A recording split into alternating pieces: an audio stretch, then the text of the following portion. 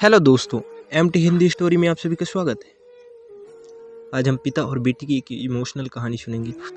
यह कहानी है एक नौजवान लड़के की जो गुस्से में अपने घर से निकल आया और बड़बड़ाता हुआ बोला, छुपा कर रखते हो सारे पैसे, एक मोटर बाइक ही तो मांगी थी, मैंने कोई खजाना तो नहीं मांग लिया।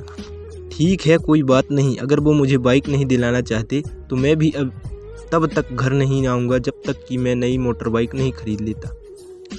लड़का यह गुस्से में बड़बड़ाते हुए जा रहा था, तभी उसके पैरों में कुछ चुभा। पैरों की तरफ देखा तब उसे समझ आया कि वो हड़बड़ी में अपने बदले अपने पापा के जूते पहन आया है। पैरों में क्या चुभ रहा है यह देखने के लिए जूते चेक किए तो उसने पाया कि जूते में एक छोटी सी कील उभर आई है जो बार बार चुभकर उसे घाव बनाने की कोशिश कर रही है। गुस्से में वो फिर बड़बड़ाया, मैं ठीक ही सोचता हूँ, मेरे पिता सच में बहुत कंजूस है। देखो कितने पुराने और क्या घटिया क्वालिटी के जूते इस्तेमाल करते हैं, पता नहीं सारा पैसा छाती पर लेकर जाएंगे क्या। लड़का अपने गुस्से में आगे बढ़ता रहा। थोड़ी दूर जाकर एक बगीचे तक पहुंचा, वहां पर बेंच पर बैठ गया। अचानक वहां पर उसे याद आया कि वो अपने साथ अपने पापा का वॉलेट भी उठा कर लाया था। उसने सोचा आज पता चलेगा पापा पैसे कहाँ छुपा कर रखते हैं। उसने अपने पापा का वॉलेट अपनी जेब से निकाला जो बहुत पुराना और फटा हुआ था।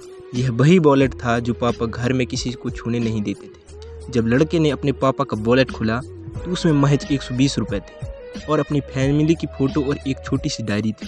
डायरी को देखकर लड़के ने सोचा, अच्छा तो इसमें छुपा कर रखे हैं सारे राज, इसी में लिखा होगा किससे कितने पैसे लेने हैं या किसको कितने पैसे दिए हैं। अब पता चलेगी कि पापा ने कहाँ कहाँ पैसे इन्वेस्ट कर रखे हैं। ऐसा सोच के लड़के ने जब उस छोटी सी डायरी का पहला पन्ना खोला उसमें लिखा था 40,000 रुपये बेटी की पढ़ाई के लिए उधार। लड़का यह देखकर शौक हो गया। उसने फिर दूसरा पन्ना खोला जिसमें लिखा था 50,000 उधार नया लैपटॉप बेटे के लिए। यह वही लैपटॉप था जो पापा ने 2 साल पहले अपने बेटे को दिया था क्योंकि वह कॉलेज जाने लगा था। लड़के को अब पता चल गया था कि वह जो भी चीज़ें पापा से डिमांड करता था तो पापा कहाँ से पैसे लाते थे। डायरी के इन 2 पन्नों ने ही लड़के का गुस्सा पूरी तरह शांत कर दिया और उसके मन को पश्चाताप से भर दिया। लड़का एक एक करके डायरी के पन्ने पलटता रहा और उसकी आंखों में आंसुओं की धार बहने लगी जो हर पन्ना पलटने के बाद बढ़ती जा रही थी। उसे पता चलता गया कि पापा ने अपनी फैमिली की ज़रूरतों को पूरा करने के लिए किस किस से कितना उधार लिया है। पन्ना पलटते पलटते लड़का पिछले दिन की डेट तक पहुंचा। पिछले दिन की तारीख वाले पन्ने पर लिखा था 50,000 रुपये बेटे की बाइक के लिए। इस पन्ने को पढ़ते ही बेटे को लगने लगा कि वो इस दुनिया का सबसे खराब बेटा है। लड़के ने जब डायरी का आखिरी पन्ना खोला तो उसमें लिखा था अच्छे जूते खरीदना है।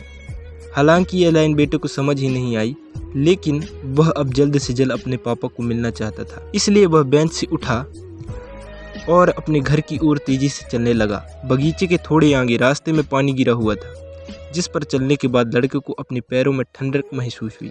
उसने अपने पैरों से जूते उतार कर देखे तो दोनों जूते नीचे तले से फटे हुए थे जिससे पानी रिस कर पैरों तक आ रहा था।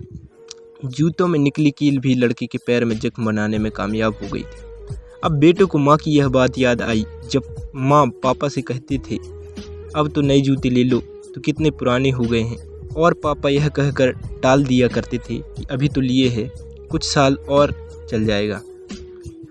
बेटे ने दोनों जूते उतार कर फेंक दिए और फूट फूट कर रोने लगा।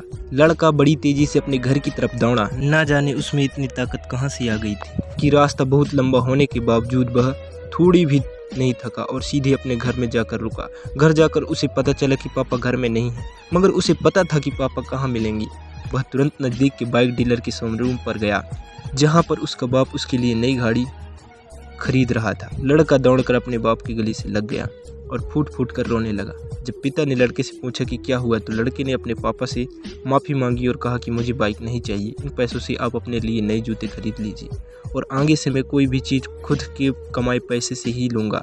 मैं बड़ी मेहनत करूँगा और आपका कर्जा भी चुका दूँगा। यह सब सुनकर पिता की आंखों में आंसू आ गए। ये आंसू खुशी के थे। दोस्तों, बड़े खुशनसीब होते हैं वो लोग जिनके माँ बाप होते हैं, लेकिन अक्सर हम माँ बाप की मजबूरियाँ नहीं समझा करते। आशा करता हूँ कि यह कहानी जानने के बाद आप लोग माँ बाप द्वारा इनकार की गई बातों को गहराई से समझने की कोशिश करेंगे। अगर वीडियो अच्छा लगा हो तो लाइक शेयर सब्सक्राइब कीजिए और ऐसी ही नई वीडियो के लिए चैनल को सब्सक्राइब कर लीजिए।